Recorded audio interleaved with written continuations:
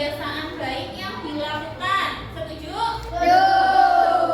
Apakah kalian sudah menerapkan budaya positif? Sudah mempunyai kebiasaan-kebiasaan baik? Contohnya apa, Farel? Berbaris sebelum masuk kelas sudah berbaris rapi tadi ya. Ada yang memimpin? Ada. Tadi dipimpin siapa? Setelah berbaris, terus apa yang kamu lakukan tadi? Membaca doa. Terus apa lagi? Pakaiannya rapi. Coba dicek pakaiannya sudah rapi apa belum? Apakah sudah menunjukkan bahwa kalian telah menerapkan budaya positif? Sudah? Bajunya sesuai jadwal hari ini? Ya, terus lanjut, apalagi budaya positif yang sudah dilakukan?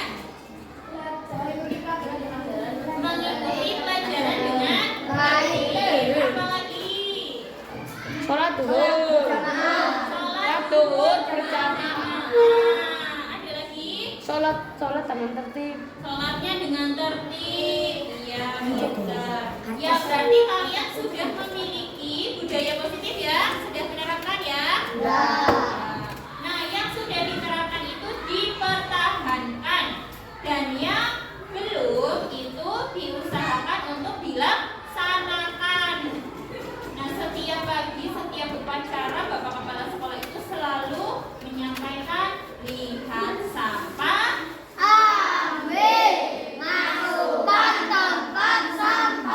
Iya, ada lagunya juga? Ayo kita nyanyikan bareng-bareng.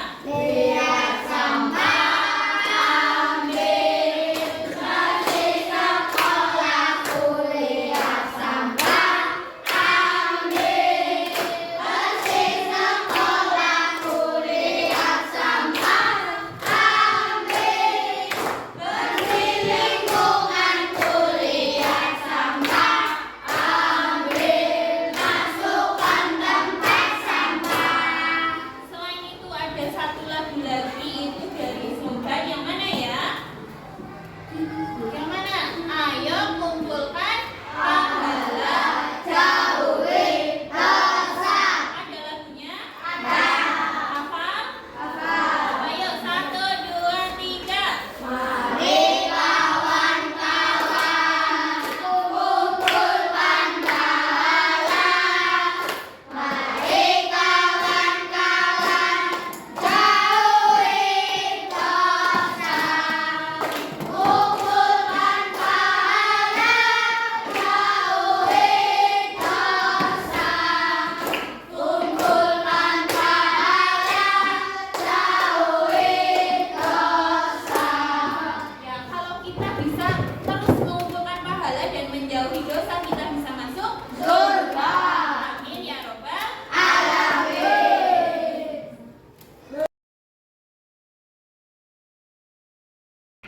Assalamualaikum warahmatullahi wabarakatuh. Waalaikumsalam warahmatullahi wabarakatuh. Apa kabarnya hari ini?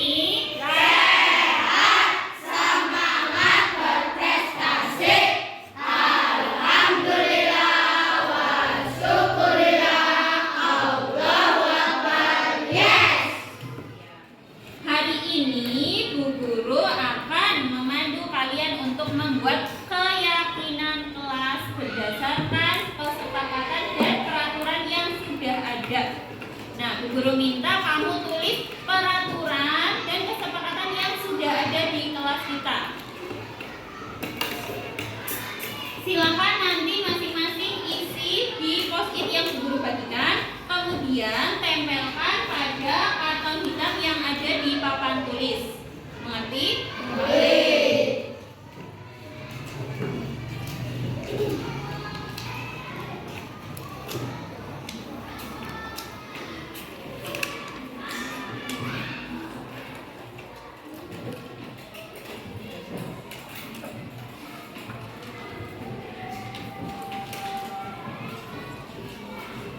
Silakan tuliskan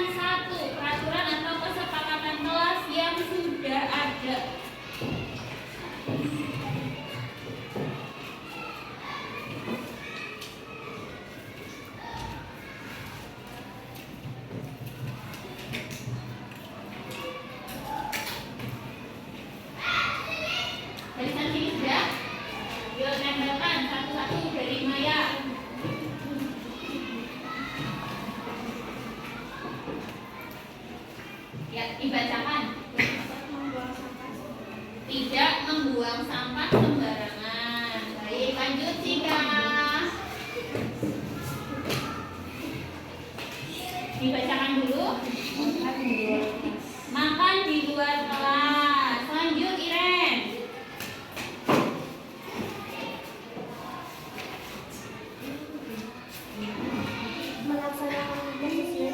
Melaksanakan tiket sesuai jadwal. Terus lanjut.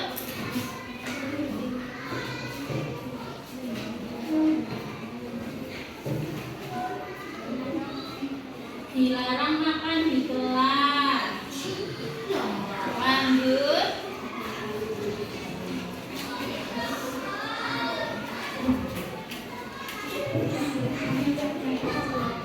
Tidak boleh makan saat jam pelajaran. Lanjut.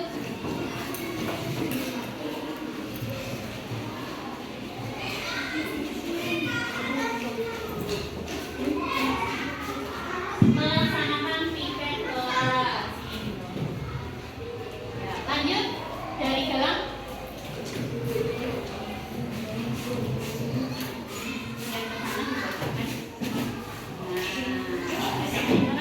Tidak membuli. Tidak membuli. Lanjut Bagas.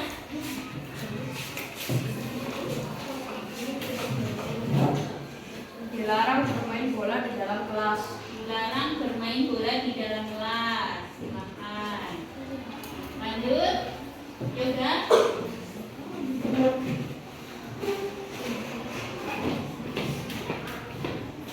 Tidak boleh mengobrol saat jam pelajaran. Tidak boleh mengobrol saat jam pelajaran. Lanjut.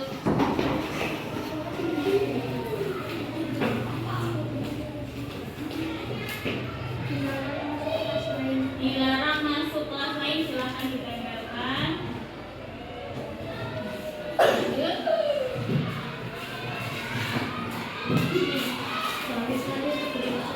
Baris rapi sebelum masuk kelas. Ya, lanjut. Jelas?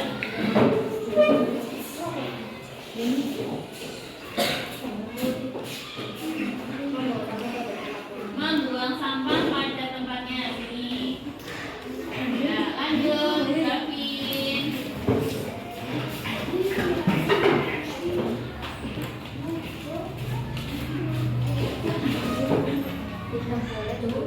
Tidak boleh bullying. Nih. Nah, lanjut.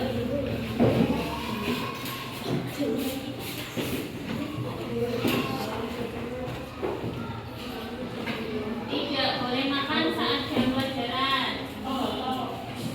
Lanjut, yuk.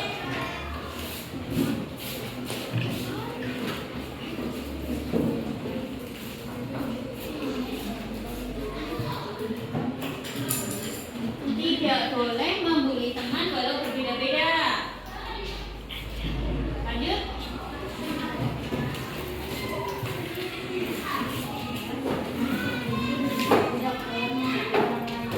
Tidak boleh membuli. Lanjut.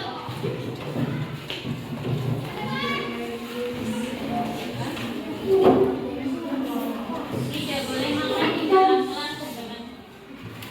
Ya, selanjutnya, Elo. Nah, Elo dibacakan. Stop bullying. Lanjut.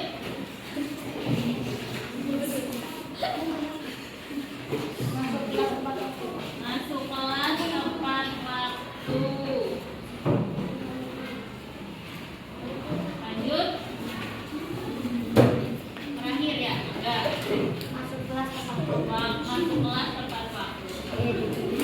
Nah, ini adalah kesepakatan kelas kita. Nah, kita ubah kesepakatan kita menjadi keyakinan kelas. Bu Guru sudah kelompokkan.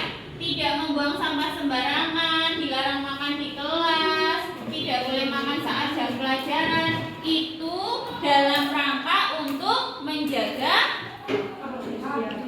apa? Kebersihan. Berarti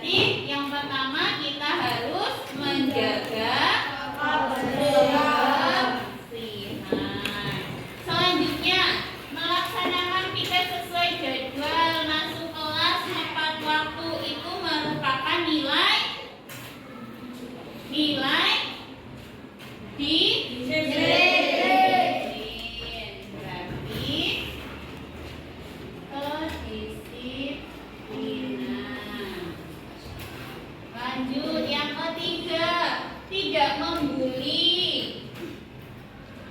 Tidak membuli teman walau berbeda-beda. Itu berarti kita bertindak apa terhadap teman? Itu sama. Menghargai sesama, menghormati teman. Menghormati teman. Selanjutnya, yang terakhir itu dilarang bermain bola di dalam kelas, tidak boleh mengobrol saat jam pelajaran, baris rapi sebelum masuk kelas, dilarang masuk kelas lain. Itu adalah sikap kita dalam rangka menjaga apa? Keamanan. Terus apa lagi? Ketertiban. Keamanan dan ketertiban.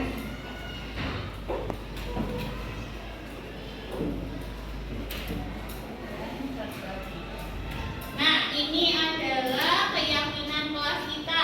Yang pertama dibacakan, Bagas. Menjaga kebersihan. Farhan. Kedisiplinan. Cika. Menghormati teman. Iren. Keamanan dan ketertiban. Ya, ada 4 keyakinan kelas kita. Bisa kita sepakati? Bisa. Setuju? Baik. Nanti kita akan buat di kertas karton keyakinan kelas kita. Kemudian nanti kalian cap jempol di situ, tanda bahwa kalian menyetujui keyakinan kelas kita. Sepakat? Baik. Kita sudah selesai membuat keyakinan kelas kita. Terima kasih. Assalamualaikum warahmatullahi wabarakatuh.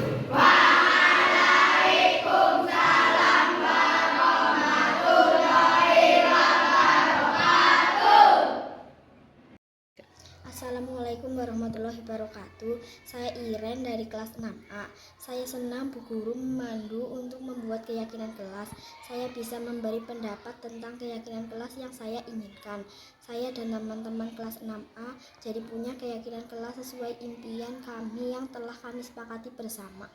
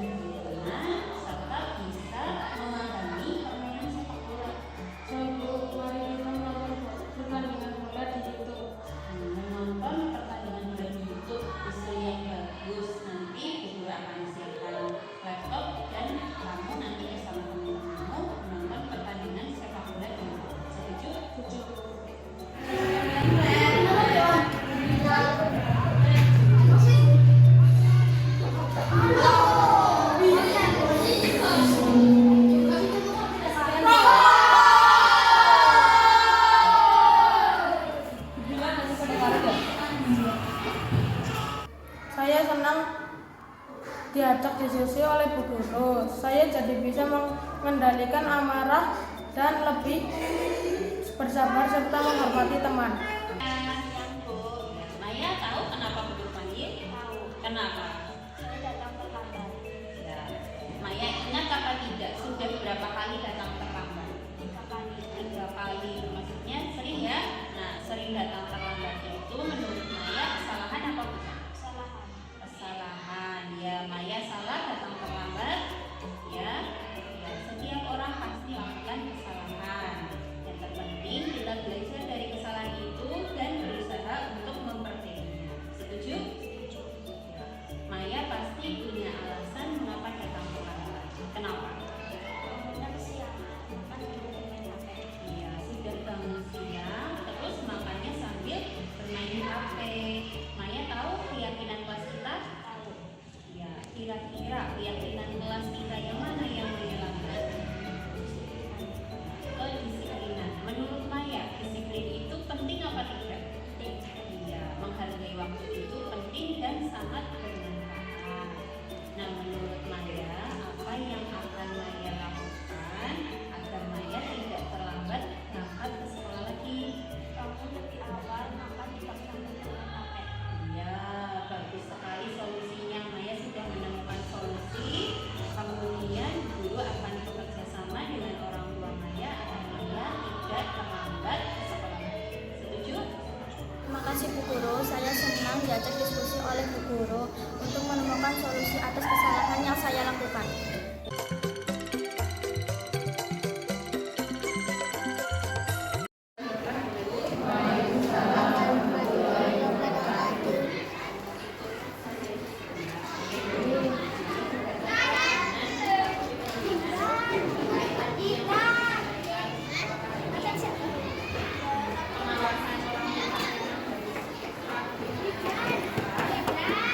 Ini kaitannya dengan budaya sekolah.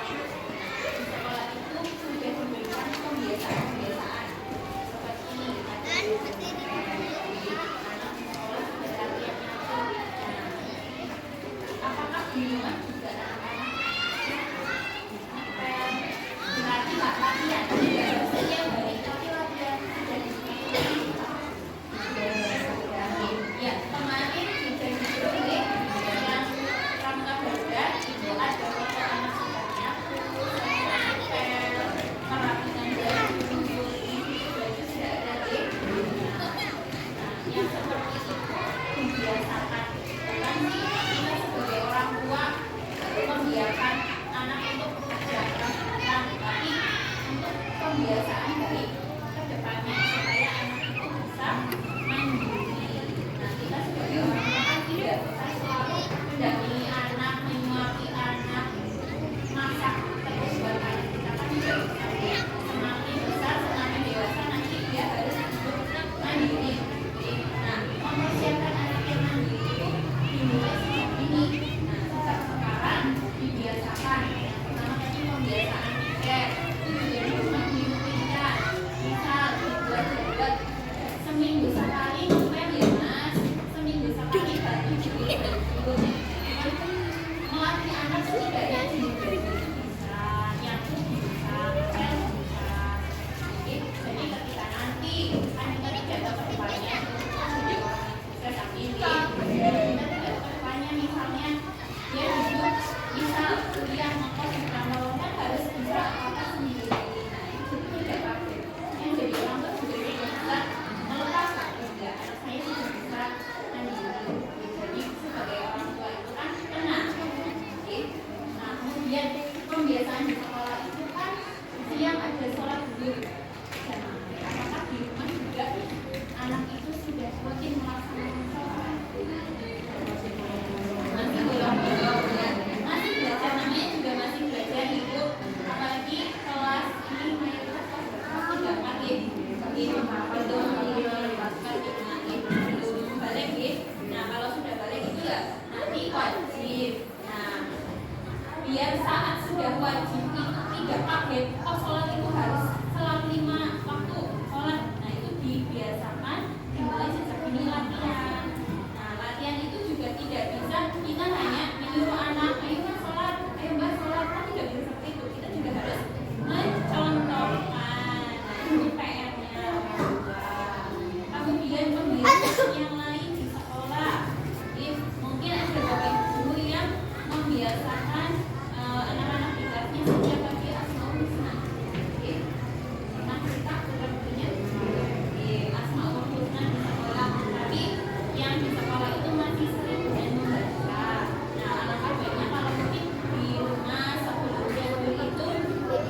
dengan orang tua mau baca Asmaul Husna dengan lagu.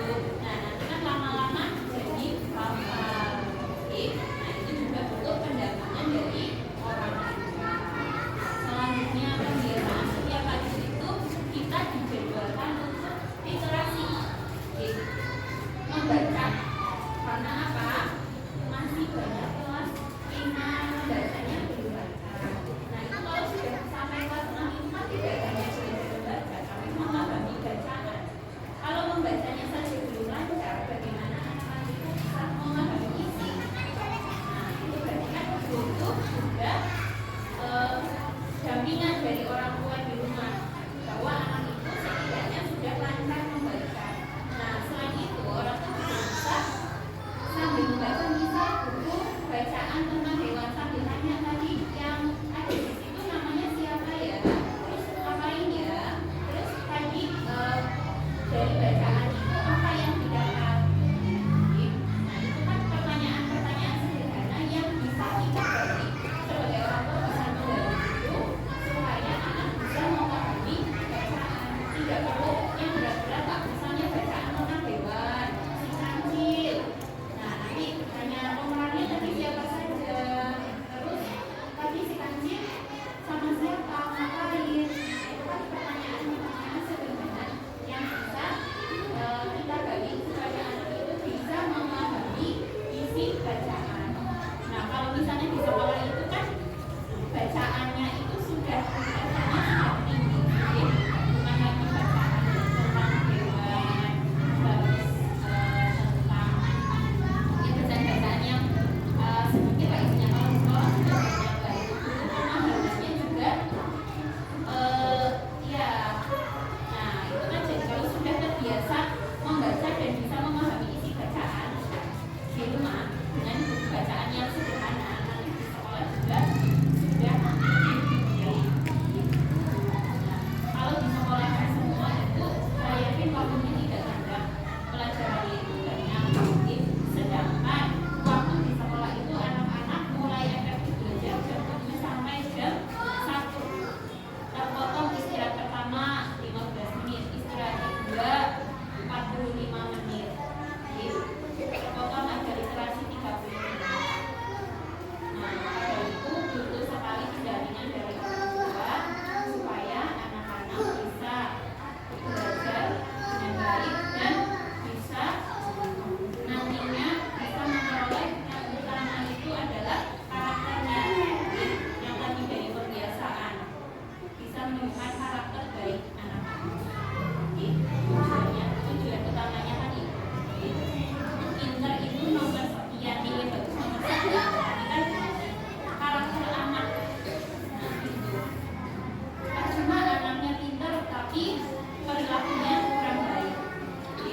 Nah, yang pertama berarti tadi untuk pembiasaan di rumah yang sudah ada di sekolah diteruskan di rumah.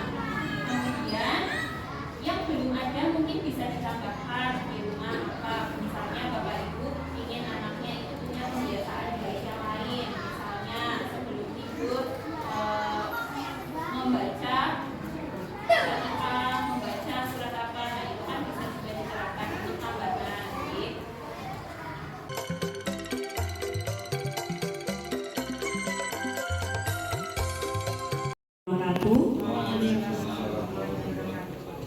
Alhamdulillahirrabbilalamin wa binasta'in wa ala umuri dunya waddin wassalatu wassalamu ala asrofil anbiya'i wal mursalin sayyidina wa maulana Muhammadin wa ala alihi wa sahbihi ajma'in, amma ba'du. Yang terhormat Bapak Kepala SD Negeri 1 Tambak Negara serta yang kami hormati Dewan Guru dan Tenaga Kependidikan SD Negeri 1 Tambak Negara. Pertama-tama marilah kita panjatkan puji syukur kehadirat Allah Subhanahu wa taala atas limpahan rahmat dan karunia-Nya sehingga pada hari ini kita dapat berkumpul dalam acara diseminasi penyebaran pemahaman dan penerapan pengalaman budaya positif dengan keadaan sehat walafiat. Sholawat serta salam tidak lupa senantiasa tercurahkan kepada junjungan kita Nabiullah Muhammad SAW yang kita nantikan syafaatnya kelak di yaumul akhir. Bapak Ibu yang kami hormati, Perkenankanlah saya selaku pembawa acara untuk terlebih dahulu membacakan susunan acara yaitu sebagai berikut. Yang pertama yaitu pembukaan, yang kedua pengantar kepala sekolah, yang ketiga diseminasi budaya positif, yang keempat tanggapan, dan yang terakhir penutup. Acara yang pertama yaitu pembukaan. Marilah kita buka acara ini dengan membaca lafal basmalah bersama-sama. Bismillahirrahmanirrahim.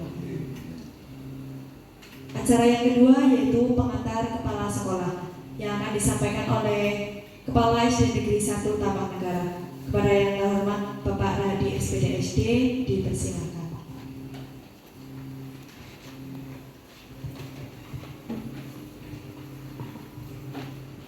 Terima kasih. Bismillahirrahmanirrahim. Assalamualaikum warahmatullahi wabarakatuh.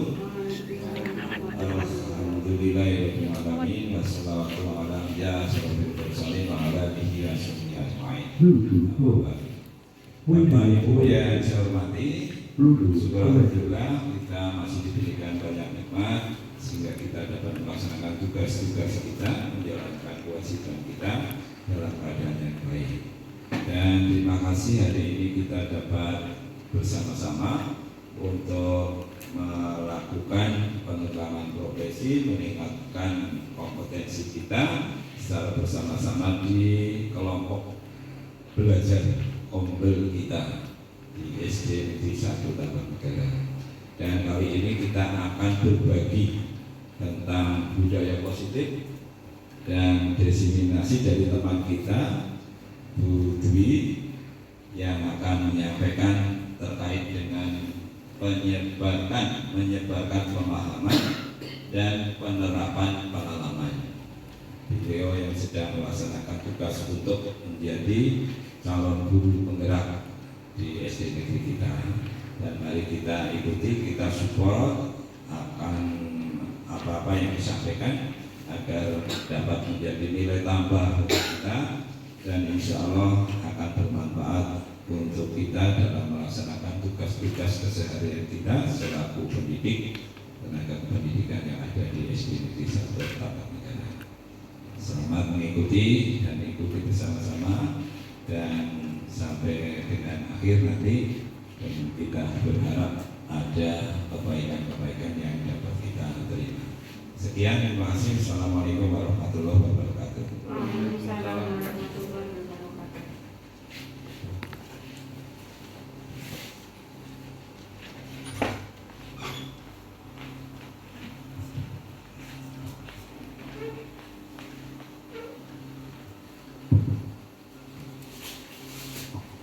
Baik Bapak Ibu yang kami hormati, acara selanjutnya yaitu diseminasi budaya positif yang akan disampaikan oleh Ibu Dwining Tiastuti. Kepada yang terhormat Ibu Dwining Tiastuti dipersilakan.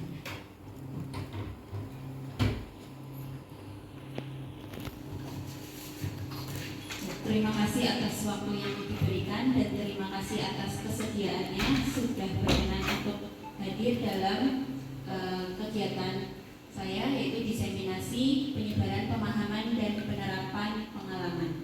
Sebelumnya, Assalamualaikum warahmatullahi wabarakatuh. Makin sore makin ngantuk. Saya sapa dulu. Halo, apa kabar? Sehat, semangat, berprestasi. Alhamdulillah wa syukurillah. Allahu Akbar. Yes.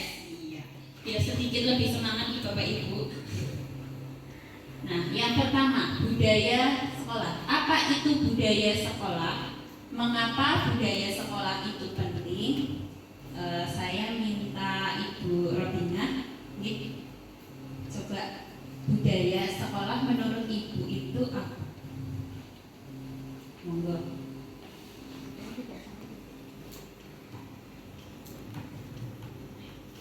Terima kasih atas waktunya, Bu Dewi. Menurut saya budaya sekolah adalah sebuah pembiasaan yang dilakukan pada sebuah sekolah untuk membentuk karakter siswa. Terima kasih. Bagus sekali jawabannya. Budaya pembiasaan berarti budaya positif berarti pembiasaan baik dalam dalam membentuk karakter murid. Berarti itu penting untuk kita mengumpulkan. Penting. Ya, selanjutnya saya minta untuk Bu Masriatun dan Ibu Risma. Tapi sebelumnya saya akan menyampaikan yang akan dibahas dalam kali ini, yaitu perubahan paradigma teori kontrol, kemudian disiplin positif, selanjutnya motivasi perilaku manusia, yang keempat posisi kontrol, segitiga restitusi, dan keyakinan sekolah atau kelas. Ya. Bu Masriatun dan Bu Risma minta tolong untuk memerankan permainan cobalah buka. Nah, di sini Bu Atun itu sebagai A, ya. Ya, tugasnya A adalah mengepalkan salah satu tangan. Coba Anda bayangkan bahwa Anda menyimpan sesuatu yang sangat berharga di dalam kepalan tangan Anda. Anda perlu menjaga benda tersebut sekuat tenaga Anda karena begitu pentingnya untuk kehidupan Anda. Nah, di sini Bu Risma sebagai B. Nah, B itu tugasnya mencoba dengan segala cara untuk membuka kepalan tangan si A. Teman B boleh membujuk, menghardik, mengintimidasi, memarahi, menggoda, menggelitik, bahkan menawari Anda uang agar Anda bersedia membuka kepalan tangan Anda. Monggo silakan acting.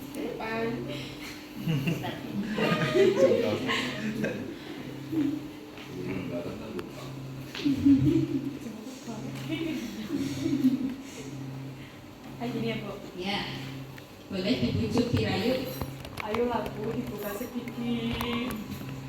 Biar aku mau isinya. Kalau mau bisa gini. duit. Yang A dengan sekuat tenaga, karena itu begitu penting, tetap ini kok jadi yang A menggelitik yang B. Gimana, berhasil kah? Enggak Oh, ternyata bujuk rayunya tidak berhasil. Pemaksaan.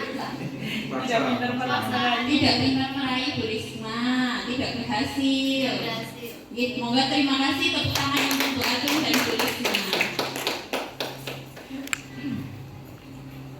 Nah, dari satu permainan ini, yang A kita anggap adalah murid, yang B kita anggap adalah guru.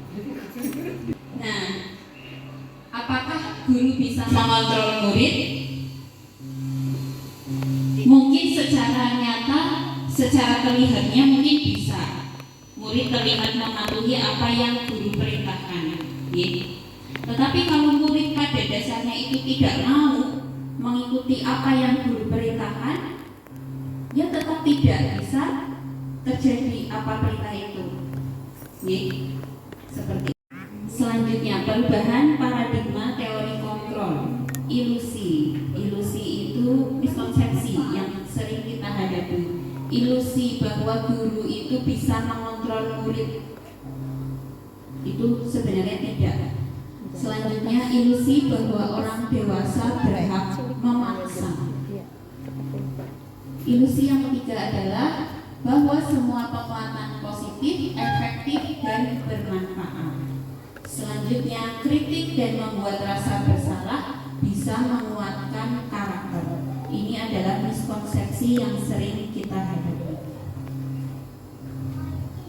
Ya, perubahan paradigma teori kontrol. Di sini ada stimulus respon dan teori kontrol.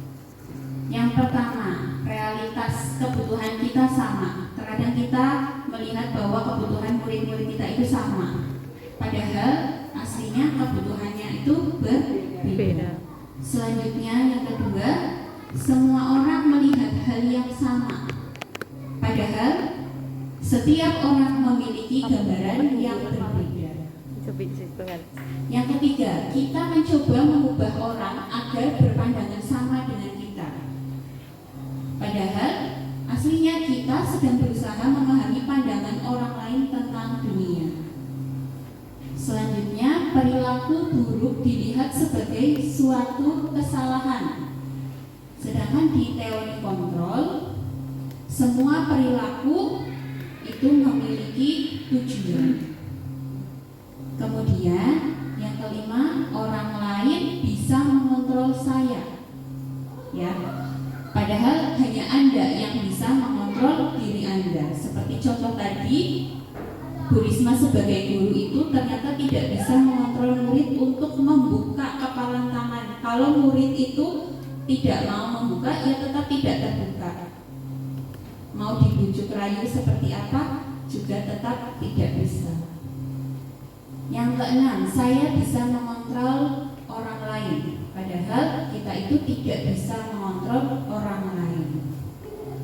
Nah, model stimulus respon itu model berpikir menang kalah. Sedangkan pada teori kontrol, model berpikirnya adalah menang-menang. Nah, disiplin. Apa arti dari kata disiplin? Coba Bapakku.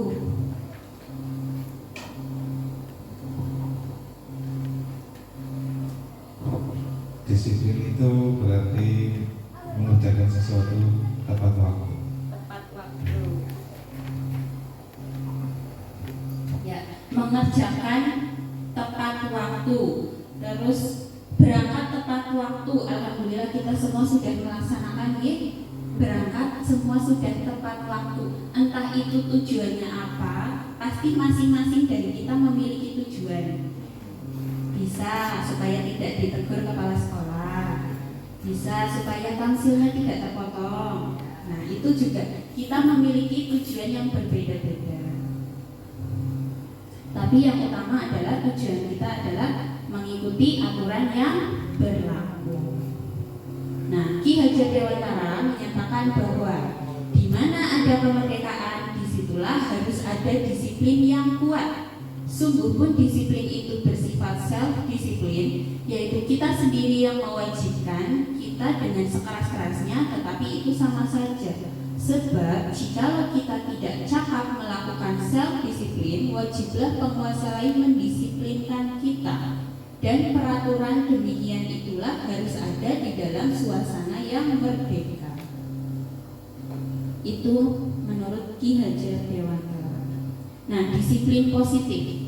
Disiplin positif itu lebih ke arah disiplin diri yang dapat mengontrol diri dalam melakukan segala tindakan. Jadi hanya diri kita sendiri yang dapat mengontrol apa yang kita lakukan. Disiplin diri dapat membuat murid memahami dan menyadari berdasarkan motivasi internal, bukan akibat dari paksaan, pujian, atau hukuman.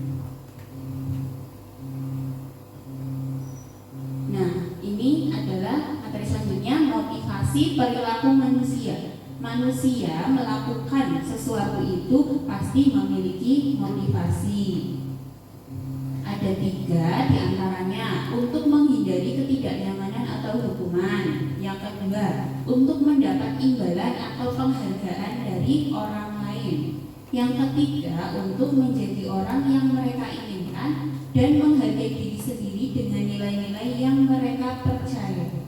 Kita sebagai manusia pasti kita memiliki motivasi yang berbeda-beda. Apakah agar tidak mendapatkan hukuman, apakah supaya mendapatkan imbalan, atau untuk menjadi seperti orang yang diinginkan oleh orang lain.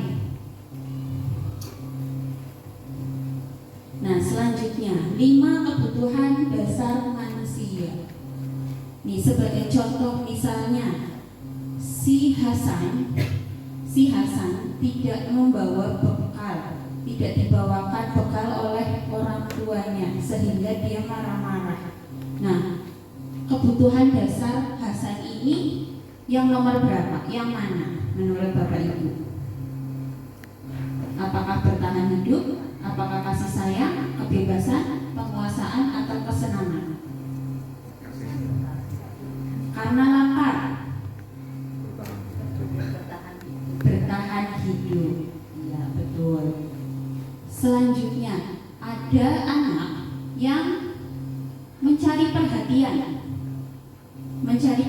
orang lain supaya orang lain itu menegur dan memperhatikannya. Berarti kebutuhan apa, Bu Risma? Kebutuhan kasih sayang. Ya, betul sekali. Nah, ini ada kebutuhan dasar manusia yang lain, diantaranya penguasaan. Penguasaan ini biasanya ingin menjadi yang terbaik, selalu mengusahakan yang terbaik supaya dia menguasai. Oh iya, sebentar lagi ada pilkada, bisa. Nah, untuk kesenangan, biasanya ada anak yang iseng jadi kancane karena ingin teman-temannya itu menganggap bahwa dia itu lucu. Nah, itu merupakan suatu kebutuhan untuk kesenangan. Nah, selanjutnya posisi kontrol restitusi. Ini ada 5, ada penghukum, pembuat merasa bersalah, teman, pemantau, dan manajer. Nah, dari kelima ini, yang nomor berapa yang sering kita terapkan kepada murid-murid kita? Apakah kita menjadi penghukum ataukah kita menjadi pembuat merasa bersalah, jadi anak merasa dia yang paling salah, ataukah kita menjadi teman, menjadi pemantau, ataukah menjadi manajer? Akan saya tayangkan contoh dari kelima posisi kontrol restitusi ini.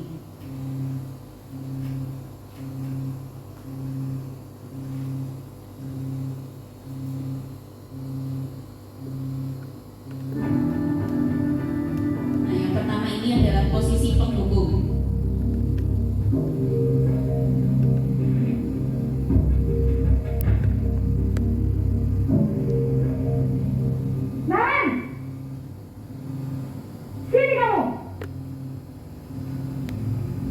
Selamat pagi, Bu. Selalu terlambat. Kamu deh, pasti terlambat. Maaf, Bu. Saya... Apa? Apa coba? Alasan kamu apa lagi?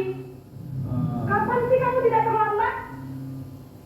Malas sekali ya kamu jadi anak. Saya... Dasar pemalas. Gak kapok-kapok sih kamu. Sudah berapa kali terlambat? Sana, kamu keliling lapangan basket 2 kali. Kenapa saya harus ke lapangan basket, Bu? Kenapa? Kamu melawan ibu. Berani-beraninya jawab. Sudah terlambat, masih berani jawab pula. Sekarang, keliling lapangan basket 5 kali sekalian. Biar kapok. Cepat. Pergi sana ke lapangan basket.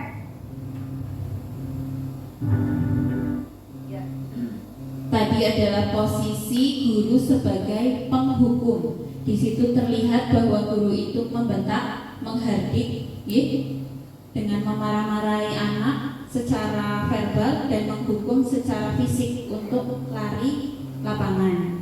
Nah, dampak dari posisi penghukum ini, murid akan menjadi pendendam. Ke gurunya itu bisa menjadi dendam. Ya, selanjutnya yang kedua, posisi pembuat merasa bersalah.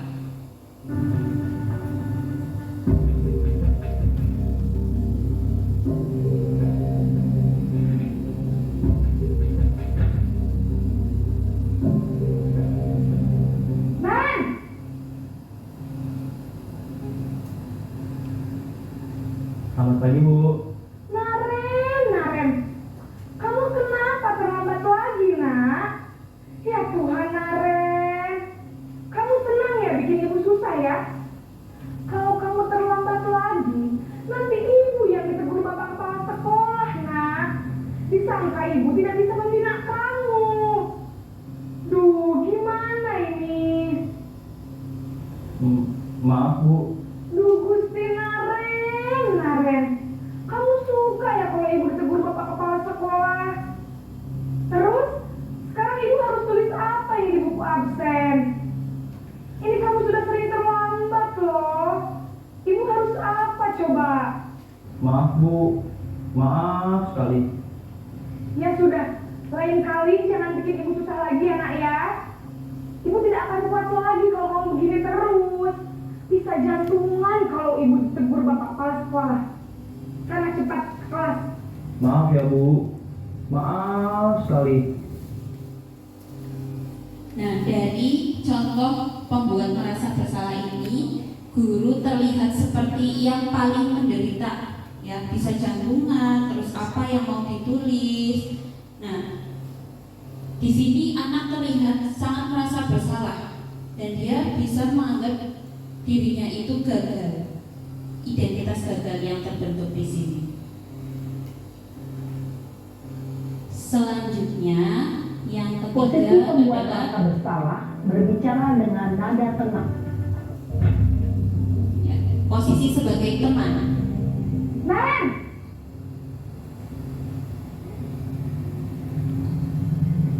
Selamat pagi Bu.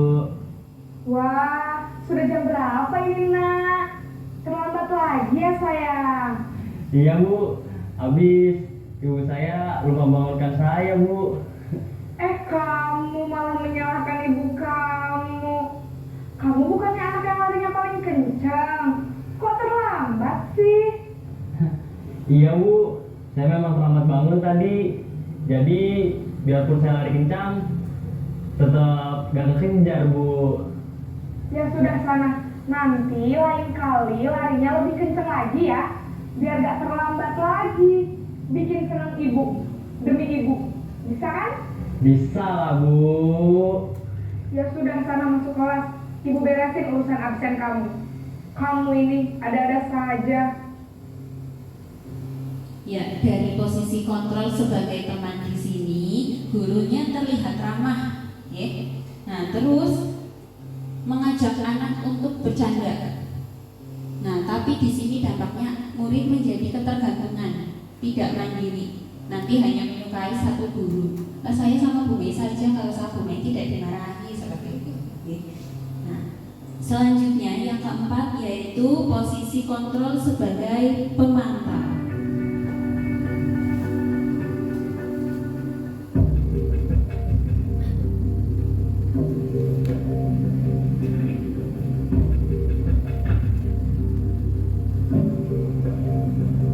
Naren!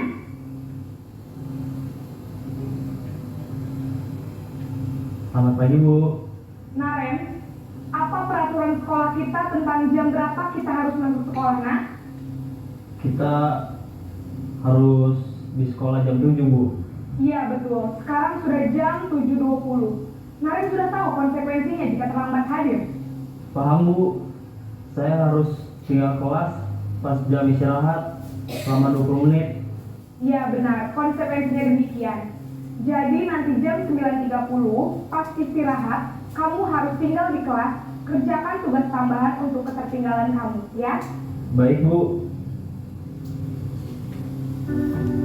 Ya, untuk posisi guru sebagai pemantau di sini terlihat ekspresinya datar dan bahasanya cenderung formal.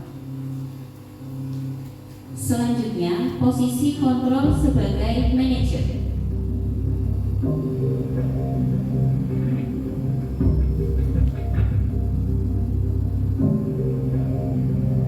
Naren!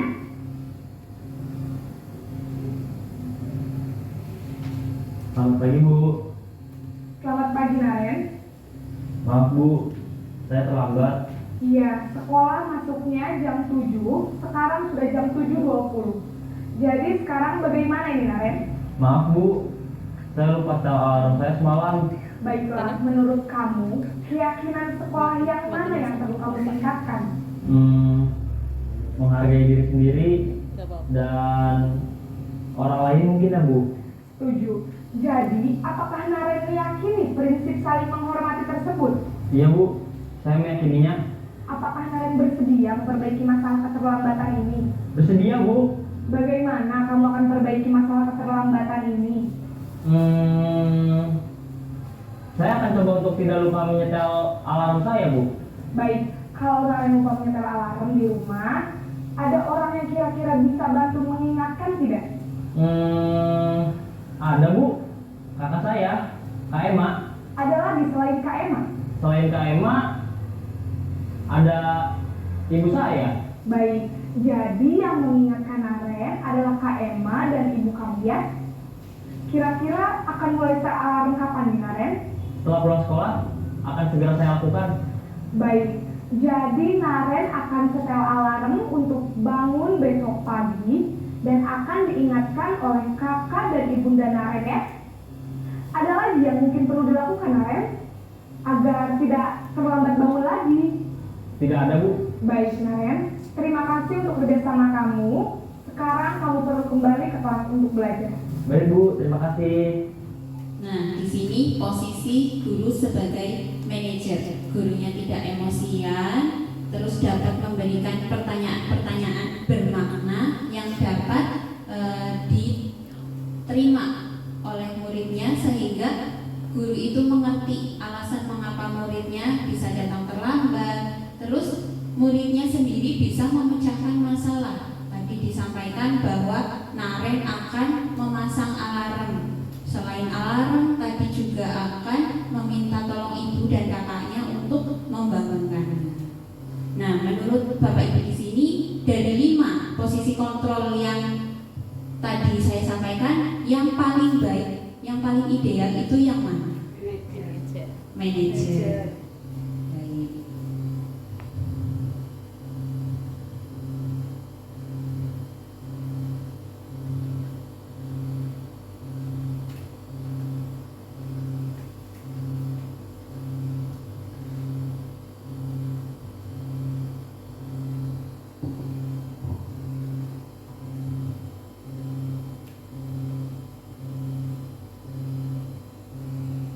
Ya, posisi manajer tadi yang paling baik karena mengatasi permasalahan murid itu tidak dengan hukuman, tidak dengan konsekuensi, tapi dengan pemecahan masalah. Nah, selanjutnya apa bedanya hukuman, konsekuensi, dan restitusi? Nah, di sini hukuman itu menyakitkan. Kalau konsekuensi sesuatu yang harus terjadi, sedangkan restitusi adalah pilihan. Nah, seperti tadi yang posisi kontrol manajer, anak itu memilih sendiri apa yang bisa dia lakukan untuk menggantikan keterlambatannya, apa yang bisa dia perbaiki agar selanjutnya tidak terjadi lagi. Selanjutnya yang kedua, kalau hukuman itu tidak nyaman untuk murid untuk jangka waktu panjang, sedangkan konsekuensi itu tidak nyaman untuk murid untuk jangka waktu pendek. Kemudian untuk restitusi itu menguatkan untuk murid atau anak dalam jangka waktu panjang. Selanjutnya, dengan hukuman, korban itu mendapatkan keadilan, sedangkan dengan konsekuensi korban bisa diabaikan.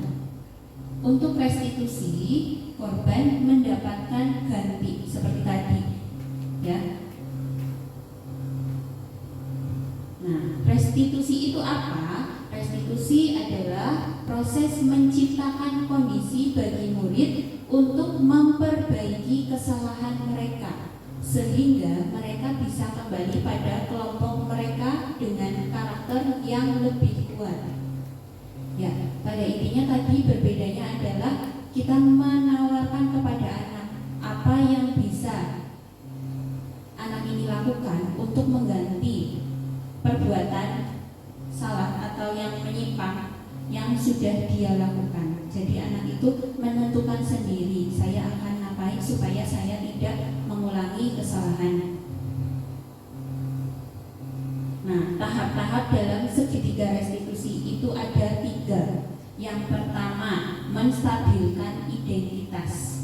Nah, menstabilkan identitas itu dilakukan berdasarkan prinsip bahwa membuat kesalahan adalah bagian dari proses pembelajaran yang nantinya akan menggeser identitas gagal ke arah identitas sukses.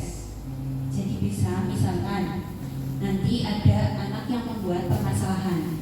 Nah, dipanggil sendiri, jangan ada teman-temannya. Kemudian di situ kita menstabilkan identitas terlebih dahulu. Nah, di sini kan ada berdasarkan prinsip bahwa membuat kesalahan adalah bagian dari proses pembelajaran. Nah, kita menstabilkan dengan cara berbuat salah itu tidak apa-apa. Ibu juga pernah melakukan kesalahan. Pada intinya kita menetralkan murid supaya sudah tidak merasa bersalah. Terus murid juga kalau sudah netral, sudah stabil itu kan mau menyampaikan alasan-alasannya mengapa dia melakukan kesalahan. Selanjutnya yang kedua, validasi tindakan yang salah dilakukan berdasarkan prinsip bahwa setiap perilaku berupaya memenuhi suatu kebutuhan tertentu, sehingga guru atau orang tua akan bergeser dari pemikiran stimulus respon menjadi proaktif, serta akan lebih mengenali dan mengakui kebutuhan murid atau anak. Validasi tindakan yang salah dengan menanyakan alasan mengapa murid tersebut melakukan suatu kesalahan. Di sini kita bisa membuat pertanyaan, menggali jawaban-jawaban anak, alasan-alasan mengapa dia melakukan kesalahan. Nah, kalau sudah, tahap yang ketiga yaitu menanyakan keyakinan. Tadi saat posisi manajer, guru juga menanyakan keyakinan apa yang sudah kita sepakati. Nah, tadi disampaikan bahwa harus disiplin, menghormati teman. Nah, kalau menanyakan keyakinan ini memberi pertanyaan-pertanyaan bermakna kepada murid untuk memunculkan motivasi secara intrinsik sehingga mampu mengaitkan keyakinannya dengan tindakan yang salah. Selanjutnya juga tadi murid tersebut kita pancing, kita arahkan untuk berpikir dalam memecahkan masalah. Kira-kira apa yang bisa mereka lakukan untuk mengganti kesalahan yang sudah dibuat. Ya, selanjutnya keyakinan kelas. Kenapa keyakinan kelas? Apa bedanya keyakinan kelas dengan kesepakatan kelas dan peraturan kelas? Ya, kemarin saat awal tahun ajaran, saya rasa semua kelas sudah membuat kesepakatan kelas. Kesepakatan kelas sudah dibuat, sudah kita musyawarahkan dengan murid, sudah ditempel di dinding kelas. Kesepakatan apa keyakinan? Kesepakatan. Sepertinya biologinya yang keyakinan sendirian. Tapi yang banyak temannya belum tentu yang benar, Bu. Nah, bedanya kesepakatan dengan keyakinan itu apa? Kalau kesepakatan kelas itu lebih rinci dan detail. Kesepakatan kelas konkret dan lebih mirip dengan peraturan. Ya, kesepakatan itu menggunakan yang kemarin kita itu menggunakan kalimat negatif. Tidak boleh membuang sampah sembarangan, dilarang membuli, jangan masuk ke kelas lain. Nah, itu kalau kesepakatan masih menggunakan kalimat kata negatif. Betul? Kemarin saya sekilas membaca punya Bu Yanti, Bu Atun, Bu Vera juga masih seperti itu, dilarang, jangan, tidak boleh, masih ada seperti itu. Nah, sedangkan bedanya dengan keyakinan kelas itu bersifat lebih abstrak, bersifat nilai-nilai kebajikan yang diyakini secara universal.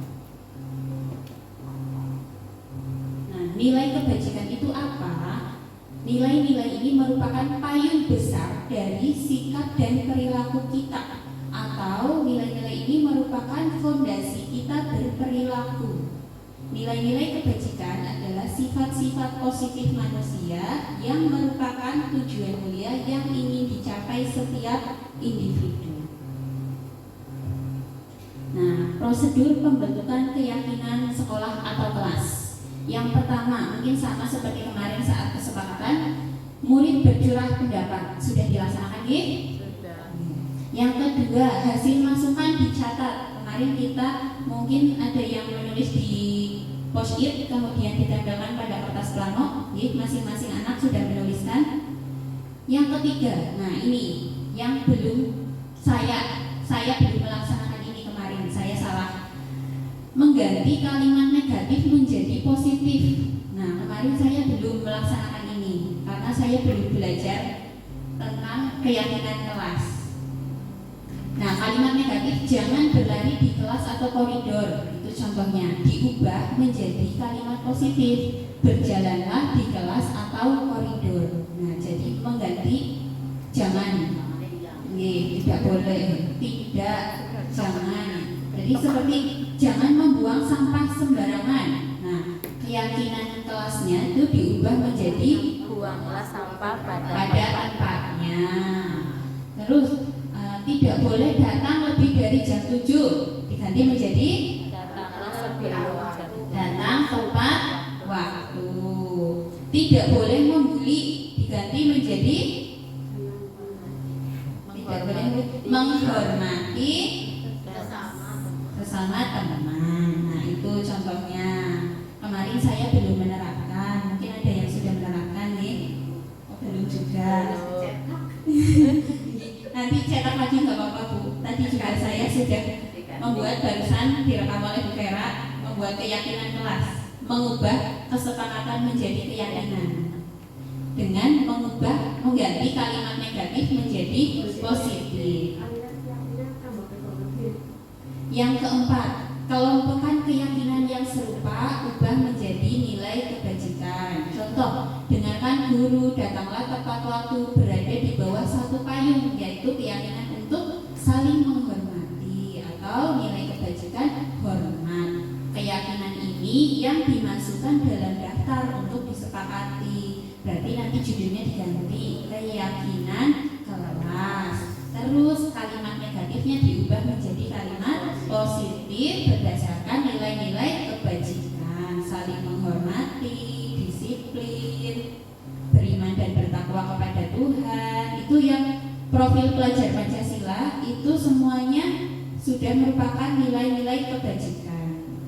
Selanjutnya yang kelima, tinjau bersama dan sepakati. Nah, sebelum ditempelkan, kita lihat terlebih dahulu apakah yang kita inginkan ada di kelas kita itu sudah ada dalam keyakinan kelas. Kalau ada yang tertinggal bisa ditambahkan. Kemudian disepakati bersama, bisa dengan semua siswa menandatangani di bawahnya atau dengan cap jempol. Intinya bahwa keyakinan kelas itu sudah disepakati. Supaya apa? Ketika nanti ada permasalahan, nah itu kita bisa melakukan tahap restitusi yang ketiga, menanyakan keyakinan. Nah itu bisa menjadi senjata kita.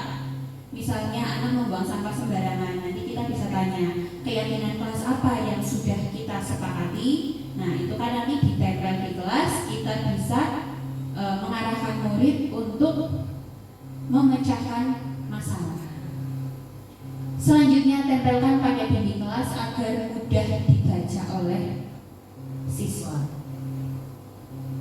Nah, ini adalah contoh keyakinan kelas 1. Contohnya ini, setiap anggota kelas perlu belajar, setiap anggota kelas perlu senang, setiap anggota kelas perlu melakukan tugas, setiap anggota kelas perlu saling menghargai, setiap anggota kelas perlu merasa aman. Itu keyakinan kelas 1 contohnya. Kemudian untuk keyakinan kelas 5, selalu bersikap positif, senantiasa menjadi diri terbaik, percaya dan menghormati orang lain serta barang miliknya, berkomitmen terhadap setiap tugas, dan senantiasa membantu. Itu bisa disesuaikan dengan apa yang kita harapkan, yang kita inginkan ada di kelas kita. Seperti itu nih Bapak Ibu. Ini sedikit yang bisa saya sampaikan karena keterbatasan ilmu saya, mohon maaf. Demikian pemaparan budaya positif dari saya. Terima kasih, monggo saya kembalikan kepada moderator.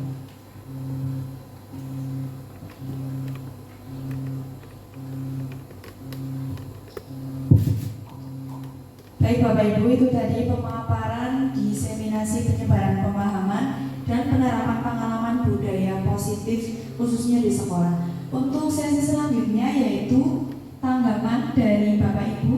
Monggo Bapak Ibu yang memberikan tanggapan atau masukan atau barangkali pertanyaan dipersilakan.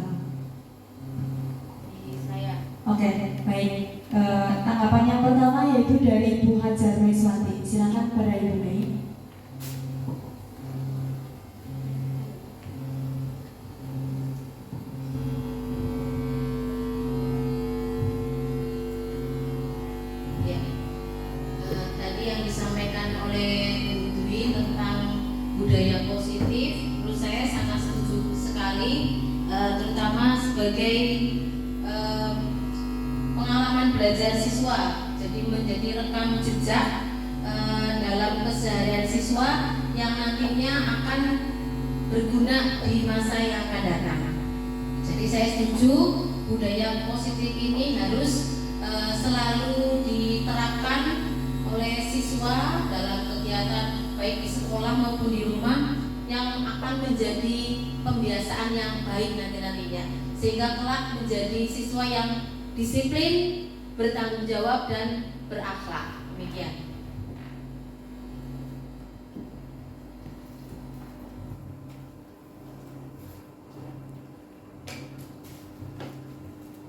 Baik, terima kasih kepada Ibu Mei yang sudah memberikan tanggapan terhadap pemaparan yang sudah disampaikan oleh Ibu Dwi seperti. Monggo Bapak Ibu untuk tanggapan selanjutnya kami persilakan kepada Ibu Robina, dipersilakan.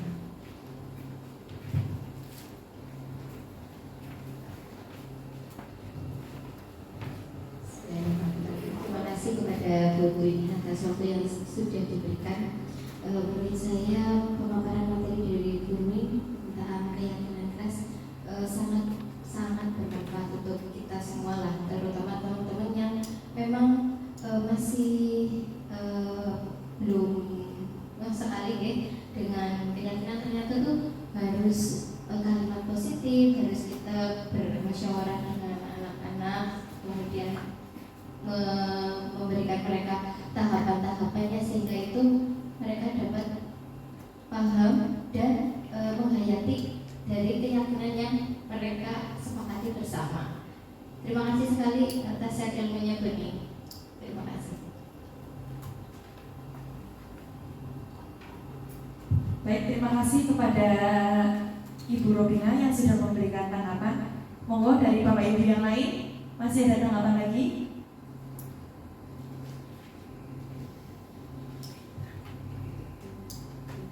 Cukup Bapak Ibu? Untuk acara selanjutnya yaitu penutup, marilah kita tutup acara diseminasi penyebaran pemahaman dan penerapan pengalaman budaya positif ini dengan membaca lafal hamdalah bersama-sama. Alhamdulillahirobbilalamin. Semoga kegiatan pada hari ini bermanfaat untuk kita semua dan menjadikan kita guru yang lebih baik lagi. Amin ya rabbal alamin. Saya selaku pembawa acara mohon maaf apabila terdapat kekurangan dalam bertutur kata. Allahul muwaffiq ila aqwamit thoriq. Wassalamualaikum warahmatullahi wabarakatuh. Waalaikumsalam warahmatullahi wabarakatuh.